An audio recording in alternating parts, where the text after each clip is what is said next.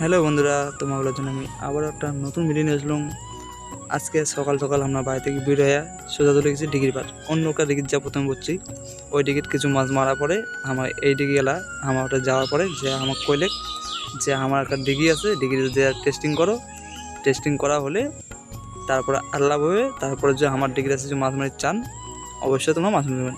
কারণ ডিগি গেলা আমার তো অজানা ডিগিরা যে হাঁকাও আমরা বসি না, কারণ ডিগির প্রথমে আমরা ওই ডিগিটা যে আমরা টেস্টিং করি যে ডিগি কী ধরনের মাছ আছে আর মাছটার সাইজটা কত রকম, ছোটো বড়ো সাইজটা আমরা দেখে এসে ওই হিসেবে আমার ডিগিওয়ালার সাথে কন্ট্যাক্ট করি যে 10,000 12,000 একটা কন্ট্যাক্ট হয় ডিগিওয়ালার সাথে, আমরা 10টা বা 15টা ছিপ বসামো ওই হিসেবে কথা হয়।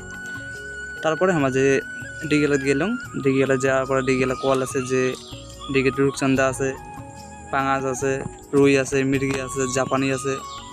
তা আমরা যে টেস্টিং বলেছি আমরা রূপচান্দাটাই বেশি রূপচান্দাটা নাই করে 7-8টা পাইছি, পাঙাশও একটা পাইছি আর রুই একটা পাইছি আর বাটা কিছু পাইছি।